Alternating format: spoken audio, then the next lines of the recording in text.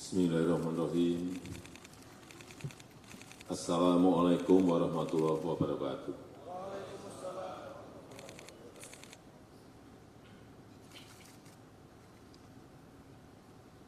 Yang saya hormati Ketua Komisi Yudisial, para Menteri, Kapolri, para Kepala Staf Angkatan, para pejabat utama, Mabes Polri, seluruh Kapolda yang hadir, para penerima manfaat dari perizinan ini, Bapak Ibu, tamu undangan yang berbahagia.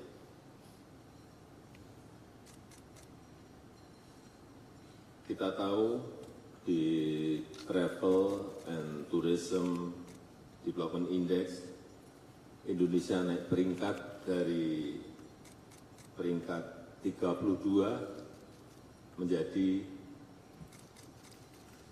ke 22.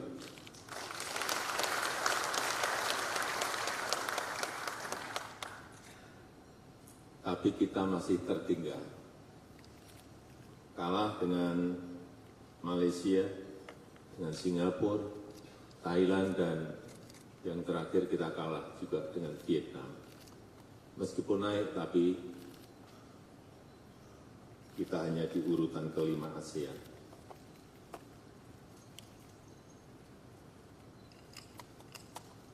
Obyek-obyek pariwisata di Indonesia memang kalau dibandingkan dengan negara yang tadi saya sampaikan, sebetulnya masih sangat bagus-bagus yang ada di Indonesia.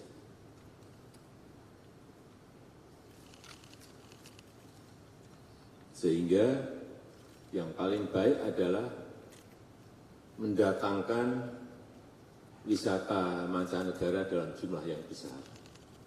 Dengan cara apa? Dengan cara menyelenggarakan event-event internasional.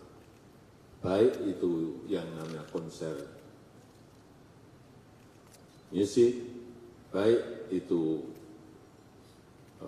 summit, meeting, dan juga event-event olahraga.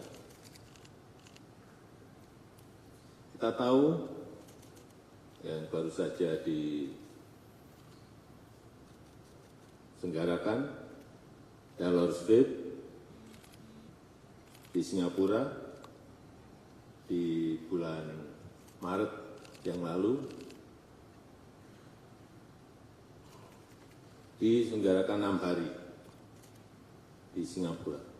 Dan Singapura adalah satu-satunya negara ASEAN yang menyelenggarakan itu.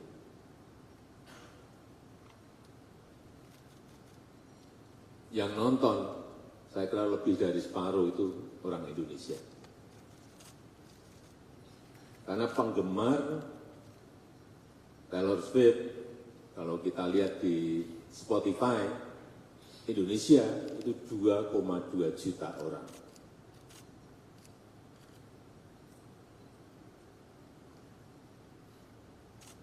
Diselenggarakan selama 3 jam setiap harinya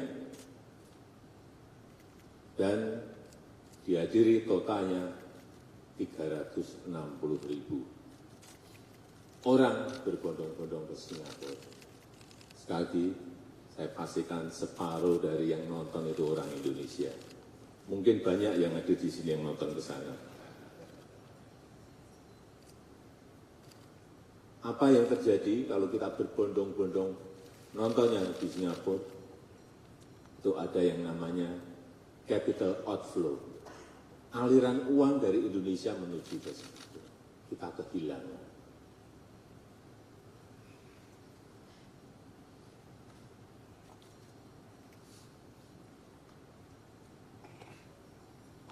Kehilangan uang bukan hanya untuk beli tiket, tapi kehilangan uang Indonesia untuk bayar hotel, untuk makan, untuk transport, dan lain-lainnya. Kenapa sih selalu yang menyelenggarakan dari Singapura? Ya karena kecepatan melayani dalam mendatangkan artis-artis tadi.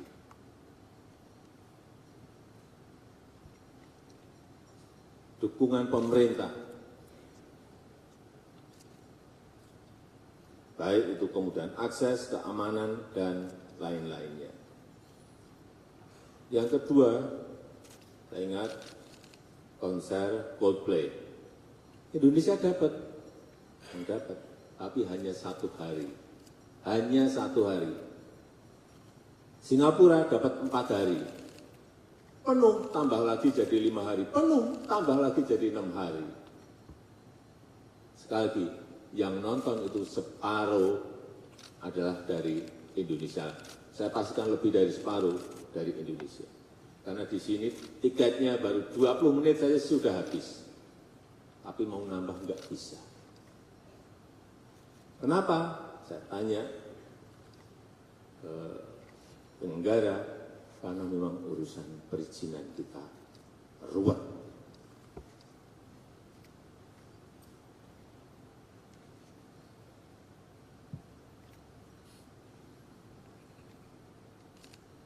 Padahal yang saya dengar, kualitas suara sound system waktu Coldplay itu di GBK dengan yang di sana itu bagus yang di sini. Ini yang harus kita tepuk tangan. Tapi hanya dapat sehari. Inilah yang harus kita selesaikan. Yang ketiga, Piala Dunia tahun 22 di Qatar. Itu bisa membangkitkan pertumbuhan ekonomi di Qatar dari yang tahun sebelumnya hanya 1,5% melompat menjadi 4,3% pada saat penyelenggaraan. Dan Qatar berani mengeluarkan uang untuk event itu 220 billion US dollar. Itu kalau dirupiahkan 3.600 triliun. Di atas APBN kita setahun. Kenapa dia berani mengeluarkan itu, uang sebanyak itu? Ya karena pasti returnnya lebih besar dari ini, keuntungannya pasti lebih besar dari ini. Dan saat pembukaan, jumlah yang nonton 60.000 yang datang ke sana, tapi yang nonton lewat TV lebih dari 3 juta. Itu sudah keuntungan promosi sebuah negara. Sekarang kita masuk ke Indonesia. Kita punya event-event yang besar. Meeting misalnya. Yang baru saja World Water Forum itu dikunjungi oleh peserta itu lebih dari 50.000. Kemudian waktu sebelumnya juga World Bank and IMF annual meeting untuk yang datang ke Indonesia kurang lebih 30.000 peserta. G20 yang datang 21.000.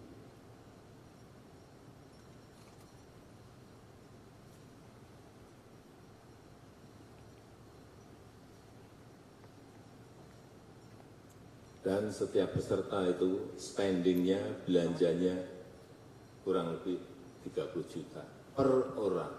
Tinggal kalikan saja. Total menjadi berapa ratus miliar atau berapa triliun. Inilah event meeting. Sehingga sekarang banyak orang rebutan mengadakan event-event dunia.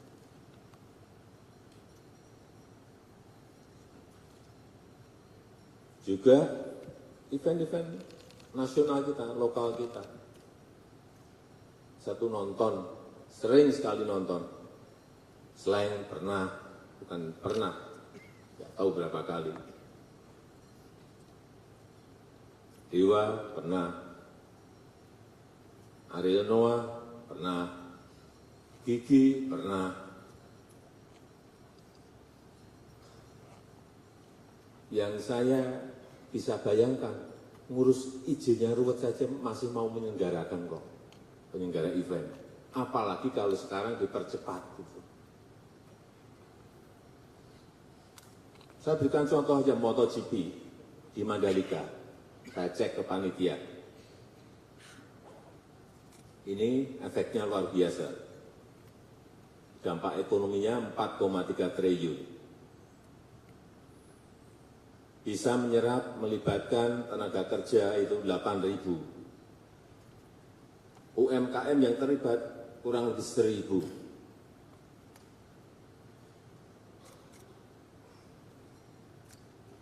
Tapi begitu saya tanya, bagaimana mengenai perizinan, lemes saya. Ternyata ada 13 izin yang harus diurus. Tapi namanya bukan perizinan, namanya surat rekomendasi. Sebetulnya sama saja, perizinan itu menjadi ganti nama aja, dialuskan menjadi surat rekomendasi. Ada yang namanya surat pemberitahuan, tapi namanya itu izin.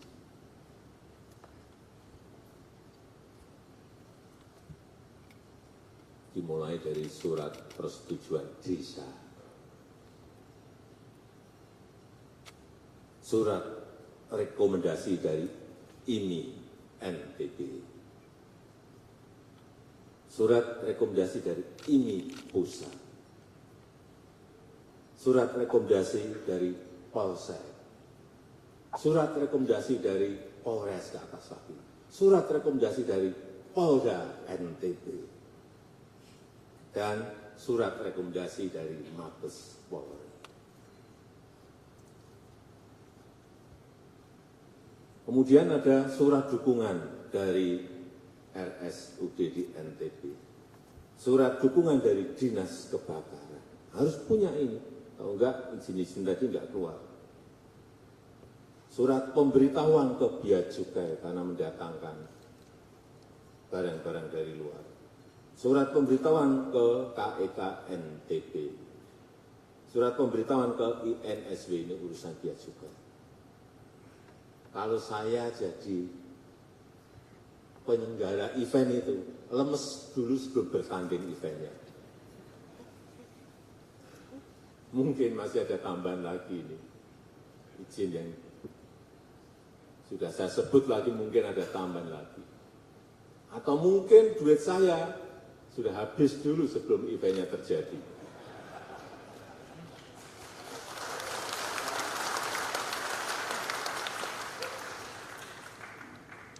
Ini fakta. Karena saya tanya langsung, sebenarnya problemnya apa sih? Ini sama dengan konser musik,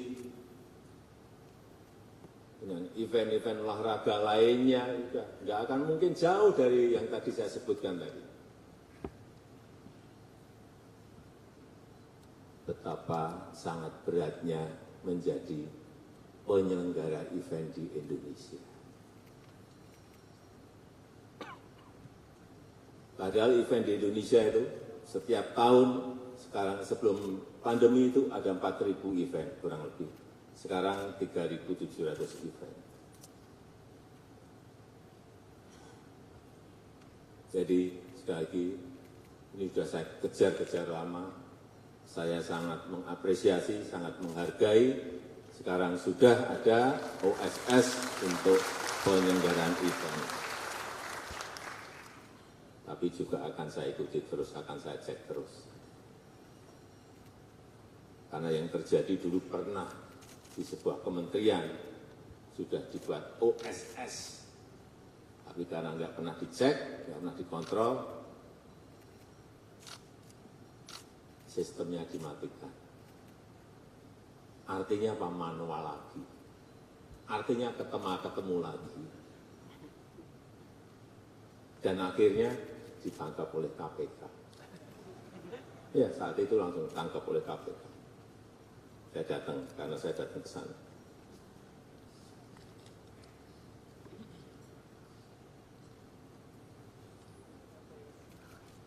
Bapak Ibu sekalian yang saya hormati, masalah utama penyelenggaraan event di negara kita itu adalah kepastian izin yang tidak diberikan jauh hari.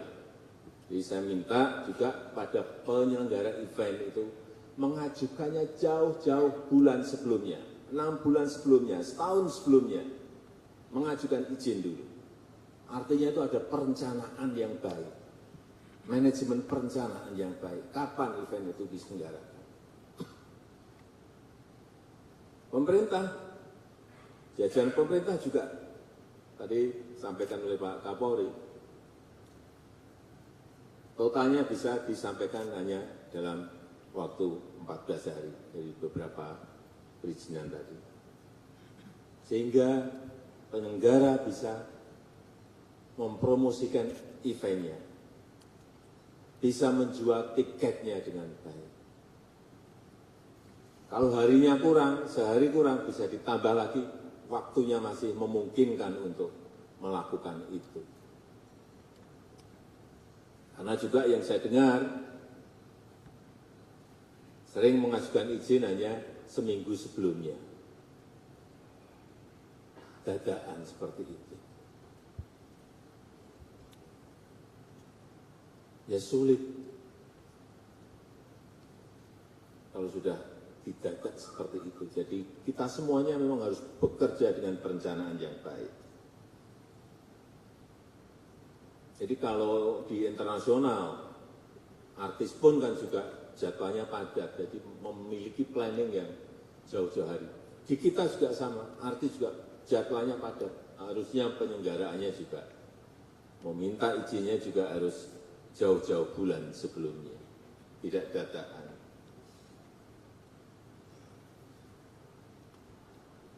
Dan bahkan di negara kita ini masih sudah izinnya keluar saja masih dibatalkan. Kejadian itu saya nggak sekali dua kali mendapatkan keluhan itu. Sudah keluar izin saja bisa dibatalkan. Saya nggak tahu karena apa. Alasan karena keamanan. Ya keamanan itu sebenarnya tugasnya aparat kepolisian untuk menyelesaikan agar menjadi dari yang tidak aman menjadi aman.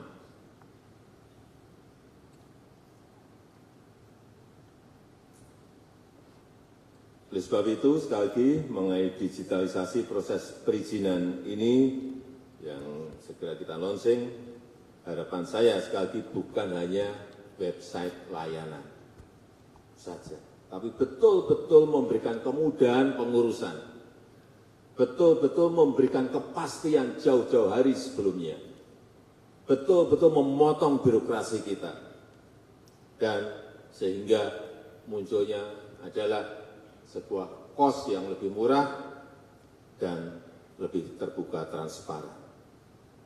Saya rasa itu yang ingin saya sampaikan, dan dengan mengucap Bismillahirrahmanirrahim pada pagi hari ini secara resmi saya luncurkan digitalisasi layanan perizinan penyelenggaraan event di Indonesia. Terima kasih. Kami mengundang PR besar juga.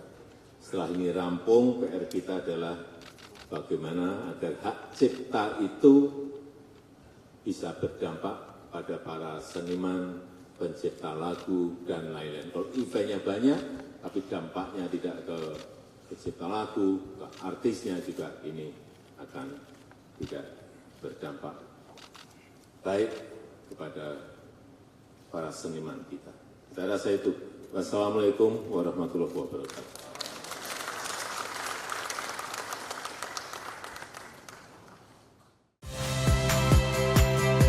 Saya Magister Tarigan.